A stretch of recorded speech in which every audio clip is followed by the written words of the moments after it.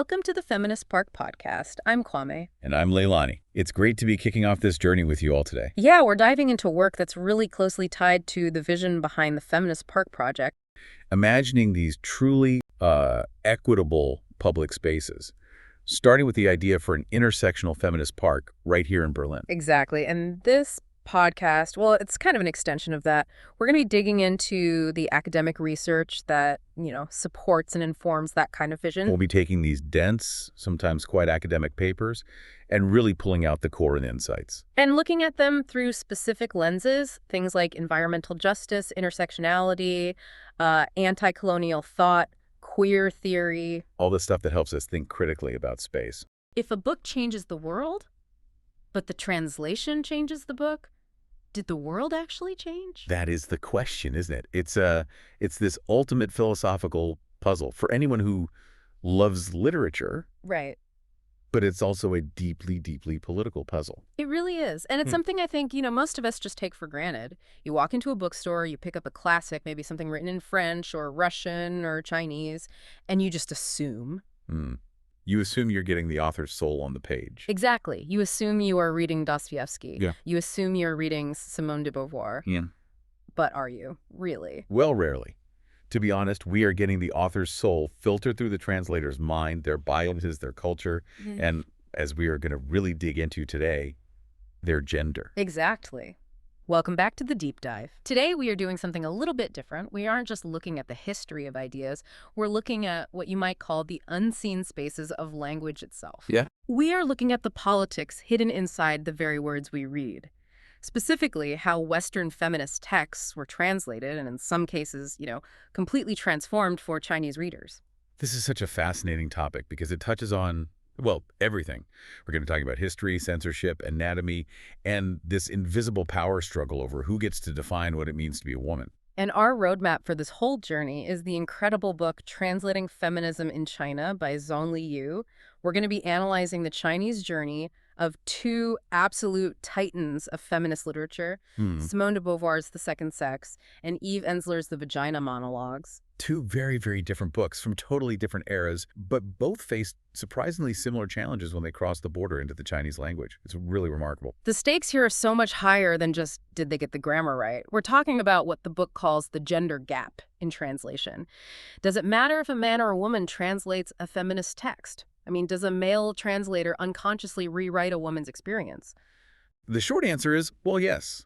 The long answer involves brown sugar water, cats, old bees, and the systematic censorship of the word vagina. I can't wait to get to the brown sugar water part. That is just a masterclass in what we call localization. It's brilliant. But okay, before we get to the specific books, we have to set the scene. We need to understand the landscape. You can't just drop Simone de Beauvoir into 1980s China without understanding where the country was at mentally and politically. Right. Context is king. It's everything here. To understand the impact these books had, you have to understand what feminism, quote unquote, looked like in China before they even arrived. So take us back. What was the status of women's rights in China when these Western texts started filtering in? Well, to really get it, you have to go back to the beginning of the 20th century. We really need to start with the May 4th movement, which was roughly 1915 to 1921. Okay. This was the awakening. This was Chinese intellectuals looking outward, trying to modernize the country. And a huge, huge part of that was breaking the chains of traditional Confucian society. So this is the era of, anti-foot binding, right? Arranged marriages out, women should get an education, that sort of thing. Exactly. It was about women being recognized as people, as Ren, for the first time in a truly modern sense. And it was all linked to national salvation. The idea was strong women meant a strong China. Right. A very utilitarian view of feminism in a way. It was. But then, fast forward to 1949 and the establishment of the People's Republic of China, this introduces what scholars now call state feminism. The famous line, women hold up half the sky. That's the Maoist slogan, exactly. And on the surface, it sounds incredibly progressive, right? Women were pulled into the workforce en masse. They were factory workers, they were engineers, they were soldiers. But the catch, and there is always a catch, was that to be equal, you had to be the same as a man. Right, the Iron Girls. I've seen those propaganda posters. Women in overalls looking very muscular, holding wrenches. Yes, that's the image. Gender differences were essentially erased. Women wore the same blue or gray boiler suits as men. They did the same heavy labor. Yeah. Femininity, or any focus on female-specific needs or desires, was seen as bourgeois. Wow. It was counter-revolutionary. So by the time the 1980s roll around and China starts its reform and opening up, Women are tired of being men. precisely, they were exhausted. The awakening in the 1980s was a very different kind of feminism from what was happening in the West at the same time. How so? Well, in the West, second-wave feminism was fighting for political equality, breaking into the workforce, equal pay. In China, women were already in the workforce. Right. They were fighting to reclaim their specific female identity. They wanted to wear skirts. They wanted to talk about psychology, about love, about things that weren't related to industrial output. They wanted to be women again. That is such a crucial distinction. It's almost the inverse of the Western struggle in that specific moment. It is. And it leads us directly into this linguistic battle that Zhang Liyu highlights in her book. There's this fascinating struggle over how to even translate the word feminism into Chinese. It's a tale of two words. And it really shows you how language shapes politics on the ground. On one hand, you have the term nuquanzui, Okay, which translates to? literally women's rightsism. Mm-hmm.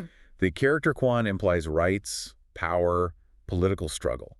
Like, that's a hard word. It feels aggressive. Ah, okay. And in the Chinese context, largely due to that exhaustion with political struggle we just talked about, nuquan got associated with man-hating, or the he-woman who was hungry for power. So using that word was almost a PR disaster from the start. It was Yeah. too scary for people, too political. Exactly. It alienated people, men and women.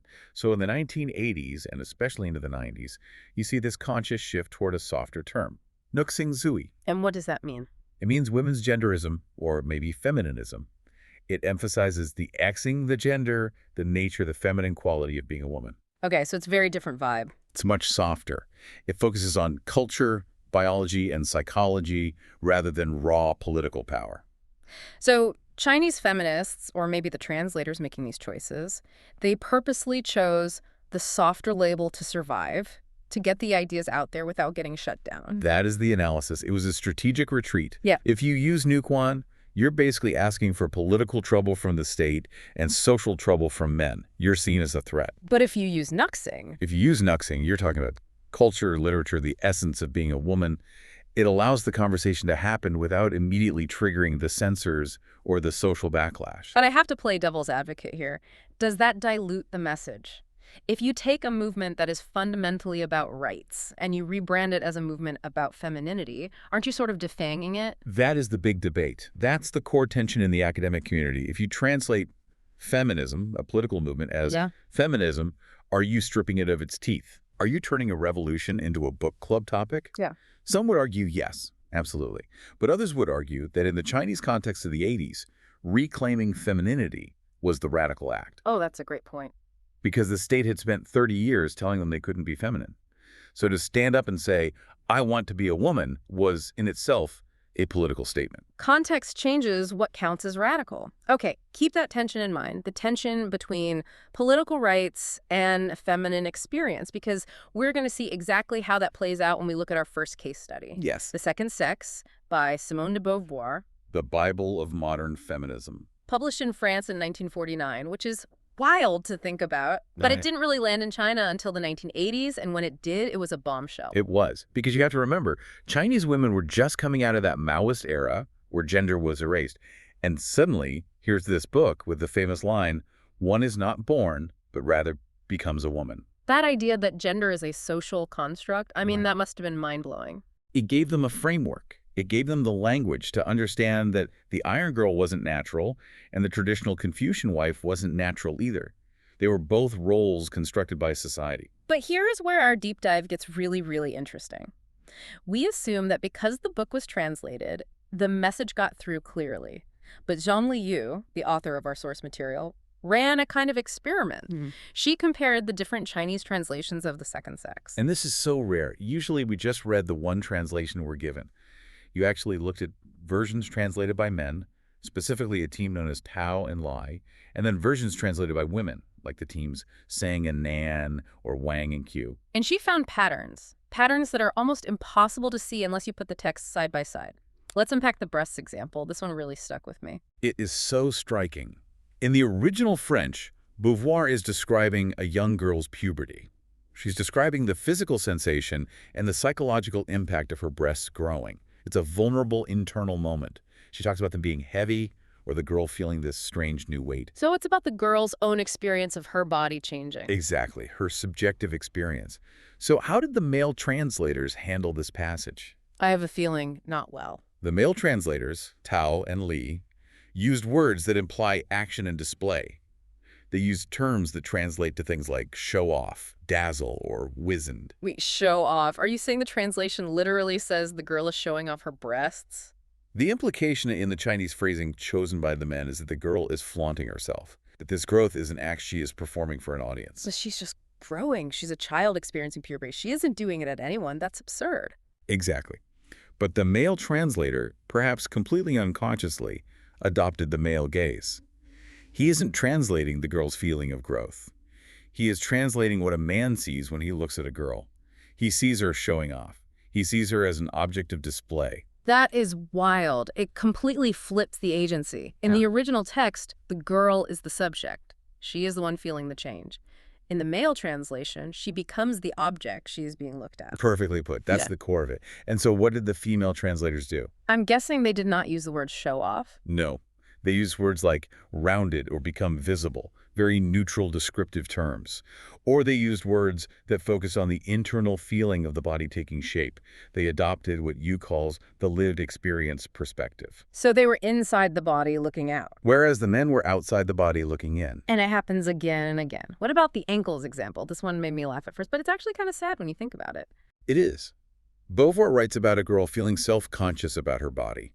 Thick ankles would be a mole or a wart. It's about insecurity. It's about looking in the mirror and not liking what you see. Right, a universal experience for so many people. The male translators use words that describe these features as ugly or causing distress in an aesthetic sense. Their word choice focused on the ugliness of the ankle itself. Again, it's the external judgment. That ankle is ugly, a declaration. Exactly. Whereas the female translators focused on the depression or the internal psychology of the girl feeling judged. The girl isn't thinking, my ankle is objectively ugly to others. She is feeling, I am depressed by this change in my body. The focus is on her internal emotional state. It seems so subtle on the surface, change of an adjective here or there. Yeah. But over the course of an 800-page book, that completely changes the entire tone, doesn't it? It changes the thesis of the book.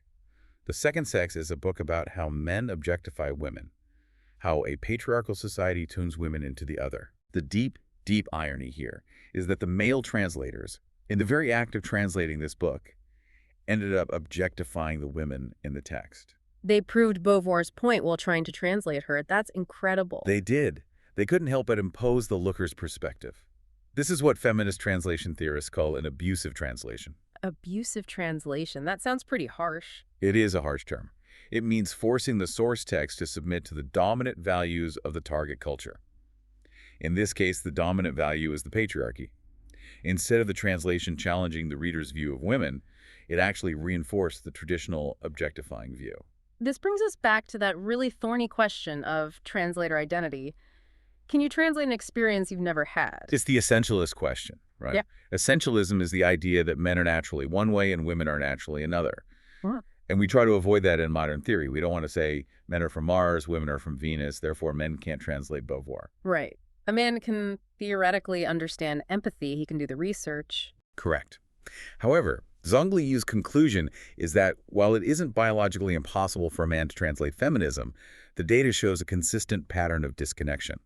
They lack the lived experience of being the second sex. So it's not about malice, it's about a blind spot. A massive cultural and experiential blind spot. And later on, we'll talk about a male translator who actually admitted to this blind spot in his own words. It's a stunning quote. I'm looking forward to that. But first, we need to move forward in time. Yes.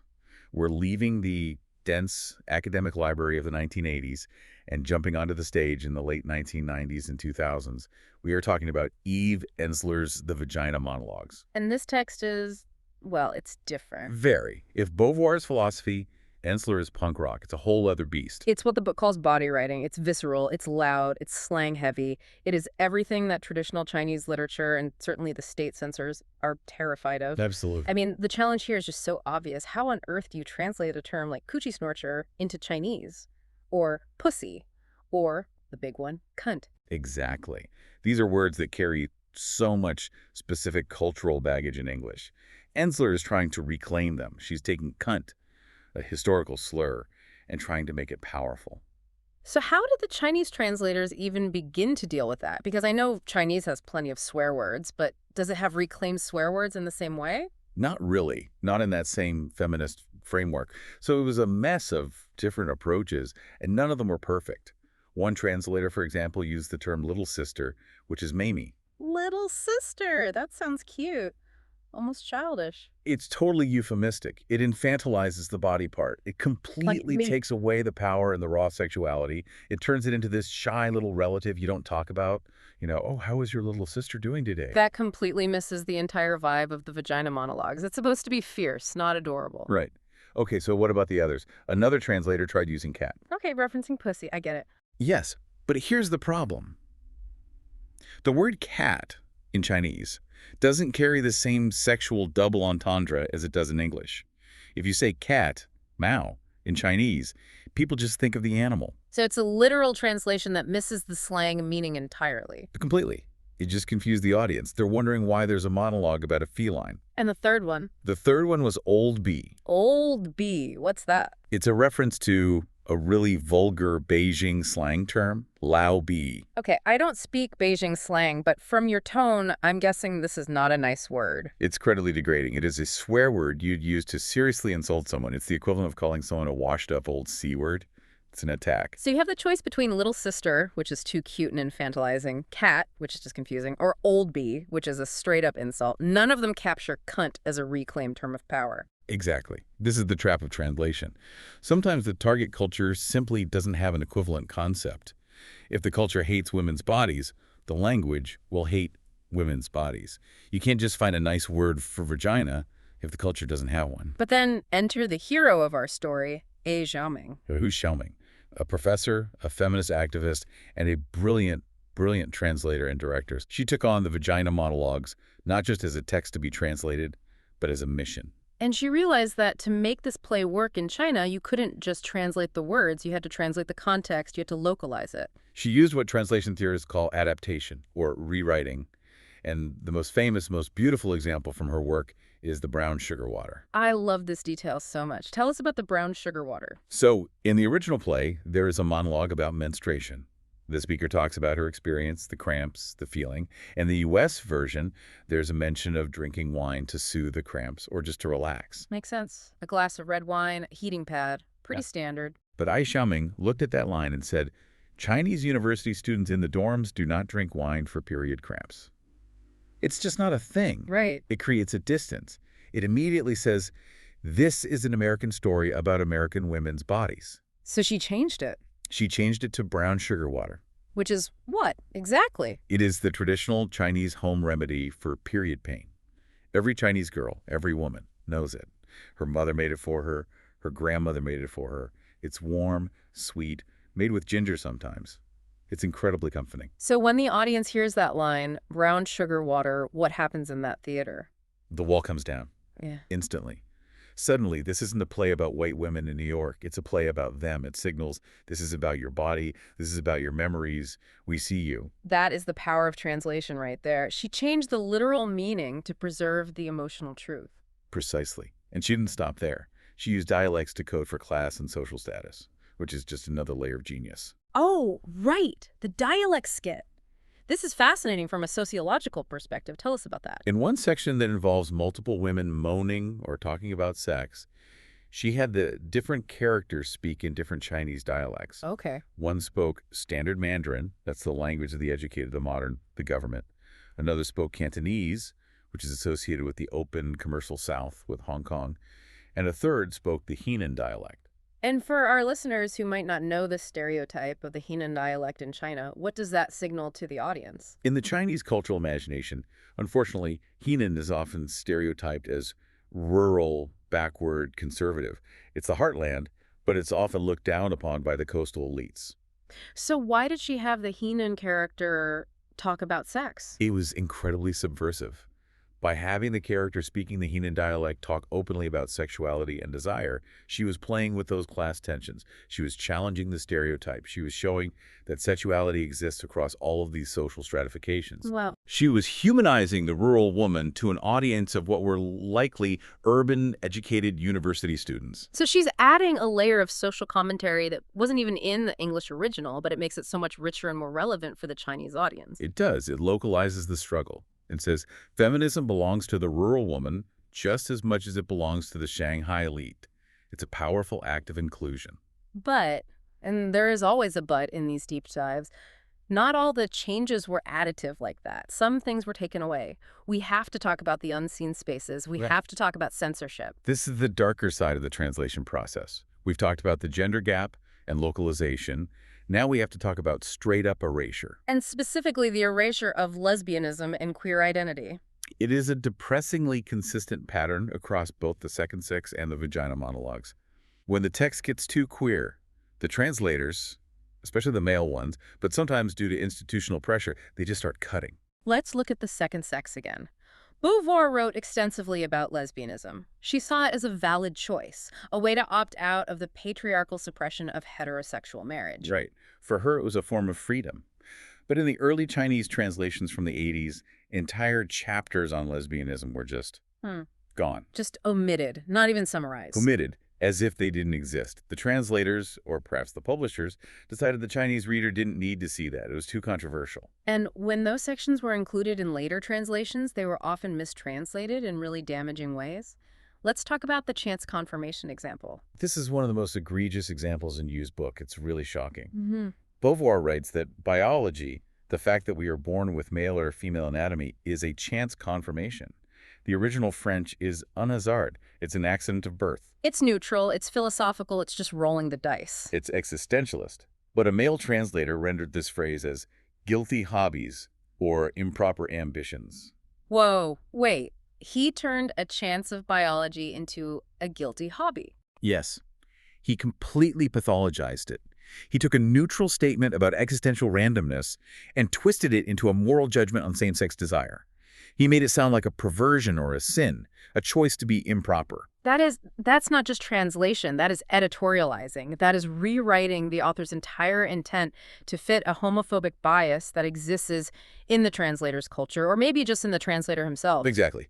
The male translators, as a pattern, often viewed lesbianism as a curse of fate or as something evil. They couldn't conceive of it as a neutral or valid state of being, so they twisted the words to fit their worldview. And this kind of erasure or pathologizing, did it happen in the vagina monologues too? It did, but in a slightly different way.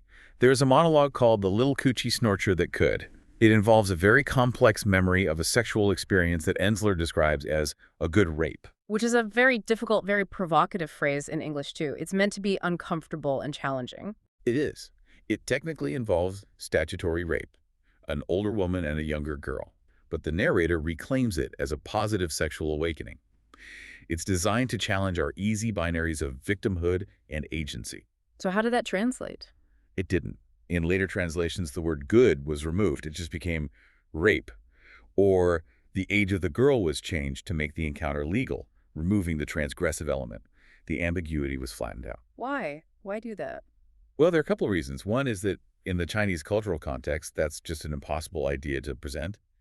But also, frankly, in the global context of the V-Day movement that grew out of the play, there was pressure to sanitize the narrative. Ah, I see. The V-Day movement was trying to stop violence against women. Having a monologue that talks about a good rape confuses the political message. So the artistic complexity is sacrificed for the sake of a cleaner, more palatable political narrative. Or simply to avoid the censors. We have to remember the environment these translators are working in, the constant pressure from above. Right. We can't talk about China without talking about the institutional censorship, the literal government bans. The word vagina yindao is taboo. It's a clinical, medical term, but it is considered obscene in public spaces. So you have a play called The Vagina Monologues, but you can't actually put the title on a billboard. You can't. Commercial productions were banned in Shanghai and Beijing. The show had to go underground. It had to stay on university campuses where it could be framed as health education or experimental art, not commercial theater. It's the ultimate irony of the unseen space theme. The play is about making the invisible visible, talking openly about the vagina, but the word itself literally cannot be seen in public. And this connects to a broader paradox in modern China that scholars talk about. Yeah. They call it the tension between the anti-sex policy and the open-sex reality. Explain that. What does that mean? On one hand, official government policy is deeply puritanical. No pornography, no vulgar content online, strict censorship of art and film. Mm. That's the anti-sex part. But on the ground, in the market economy, it's a sexual revolution. Advertising uses sex to sell everything from cars to condos. The internet is full of it, despite the controls. Dating culture is incredibly open compared to a few decades ago. That's the open sex reality. So you can use a woman's body in a sexualized way to sell a car, but you can't use the word vagina in a feminist play about women's experiences. Exactly. The female body is allowed to be an object of desire, primarily for the male gaze, but it is not allowed to be a subject of political discourse, spoken for by the female voice. That is a powerful distinction. The body as a product is fine. The body as a political voice is dangerous. And that is why Ai Xiaoming's work was so radical and so important. By putting these plays on campus, by using clever localizations like brown sugar water, she was reclaiming the body as a voice. She was fighting that erasure one performance at a time. I want to circle back to the translators themselves. We've been pretty hard on the male translators, Tao and Li. Justifiably so, based on the textual evidence. They really mangled the meaning of the second sex in key places. But is it fair? Is it essentialist to say men can't translate feminism? What if a man is really, really trying to be an ally? This is the big question of the book, and it's a tough one. As we said before, essentialism is out of fashion. We don't want to believe that biology is destiny. But, as Zhongli Yu argues, translation is an act of interpretation. And your interpretation relies on your internal library of experiences. If your personal library doesn't contain the experience of being a woman in a patriarchal society, you are going to miss the nuance. You just are. And there's a smoking gun here, a confession. You mentioned it earlier. The confession. Yeah. It comes from Zhang Keilu. He was another male translator of the second sex. And he went on record in an interview and admitted his own limitations. What did he say? He said, and I'm paraphrasing slightly from the translation, "As a man, I am not clear about young girl psychology. I don't know if what she says is true." Wow. I don't know what she says is true. Just think about that for a second. He is translating a text, and he fundamentally doubts the truth of the author's words because he hasn't lived it.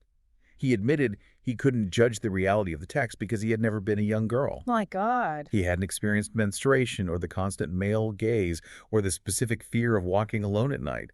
All these things Beauvoir writes about. So when he sits down to translate, he is just guessing. He is translating words, not experiences. He is looking at a dictionary definition of puberty and picking the word that seems to fit without knowing the deep internal feeling. Whereas the female translators, Sang and Nan, Wang and Qi, they read that text and they said, "I know this feeling." Yeah. And so they chose words that resonated with that feeling, that lived It experience. really emphasizes that translation requires a profound level of empathy. But empathy has limits. It is just so much easier when you have shared footing. It also requires humility. A male translator could do a good job, theoretically. Yeah. And Yu Rongjun, a male translator of the Vagina Monologues, actually did a decent job in some parts because he was a playwright. He understood the rhythm of performance. But he still struggled with the nuances of female pain and experience. He did, because he had never felt it. And without that shared footing, the default setting, it seems, is the male gaze. It's the water they swim in. So where does this leave us? We've covered a lot of ground today. We've looked at the landscape of Chinese feminism, the male gaze and the second sex, the brilliant localization of the Vagina Monologues, and the censorship and erasure of queer identity. It leaves us with a profound and maybe slightly unsettling realization about the information we consume every day. Let's recap the journey, just to put it all together. We started with the idea that translation is inherently political. We saw how the struggle to even name feminism, the choice between Nuquan and Nuxing, shaped the movement's identity in China. It was a constant choice between survival and radicalism. We saw the male gaze literally infiltrating the text. Men translating a book about objectification ended up objectifying the descriptions of women's bodies. Show off instead of grow. Ugly instead of depressed. We saw the brilliance of creative localization. A simple phrase like brown sugar water, turning a foreign text into a deeply personal local anthem. And we saw the erasure, the unseen spaces, lesbianism cut out entirely or pathologized as guilty hobbies, the word vagina banned from the marquee, forced underground. The big takeaway really is that when you read a translation, you are not looking through a clear window into another culture. You are looking through a lens. And that lens has been ground and polished by the translator's gender, their politics, their culture, and their censors. It makes me want to go back and question every translated book I've ever read. How much of Dostoevsky is actually Dostoevsky, and how much is the sensibility of his English translator from, say, 1950? A lot less than you think. Yeah. Translation is rewriting. It's interpretation. There's no such thing as a perfectly neutral translation. It doesn't exist. So, what does this all mean for us, the listeners? Why should we care about a few changed adjectives in a Chinese translation of a French book from the 1980s? Because we live in a globalized world. We are constantly consuming information that has been translated from other cultures, whether it's news from the Middle East, anime from Japan, or philosophy from France. If we don't understand that translation is a filter, we are liable to fundamentally misunderstand the world. And it reminds us that power operates in the margins. It's not always in the big, loud declarations. It's in the footnotes. It's in the quiet word choices. Exactly. If language shapes our reality, and translators shape that language, then translators hold a terrifying and often invisible amount of power. Which brings me to our final provocation for you to think about. Who holds the real power in a globalized world? The author who wrote the original thought, or the translator who rewrote it for a billion people? I think after today's deep dive, the answer is uncomfortably ambiguous. The author provides the seed, but the translator tends the garden. And they can decide which weeds to pull and which flowers to water. That is a powerful image. The translator as the gardener who decides what's allowed to grow. And sometimes they decide that brown sugar water grows better in their soil than wine. So here is our call to action for you, the listener. The next time you pick up a translated book, whether it's a novel, a manga, or a philosophical text, don't just skip the front matter. Read the translator's note. Look up who they are. Look at when the book was translated. Was it 1960? Was it 2020? It matters. Ask yourself, who is telling the story to me, and what might be hidden in the margins? Because they're always unseen spaces. You just have to know how to look for them. Thanks for diving deep with us today. Always a pleasure. We'll see you next time. This knowledge is a tool, really. A tool for seeing your city differently, and potentially for helping to change it. It's been a really insightful deep dive, I think. This document provides such a vital framework, especially for projects like the Feminist Park Project that are trying to build something fundamentally different. It shows just how interlinked urban design and social justice are. It really does. But it also shows the scale of the challenge, right? It requires sustained effort, real commitment, and a genuine willingness to shift power dynamics in how cities get made and managed. Definitely. It makes you think about how we ensure those voices, the ones that have been excluded, are actually heard and centered. There's another quote from Sarah Ahmed that feels relevant here. Go on. She says, "If you have to shout to be heard, you are heard as shouting." That's powerful. It makes you ponder, doesn't it? How can the design of public space itself work differently? How can it amplify the voices of those who've been historically silenced, ensuring their needs are met without them having to shout just to be noticed? How can design itself listen? That's a really provocative thought to end on. A lot to think about. Indeed. Thanks for joining us for this deep dive.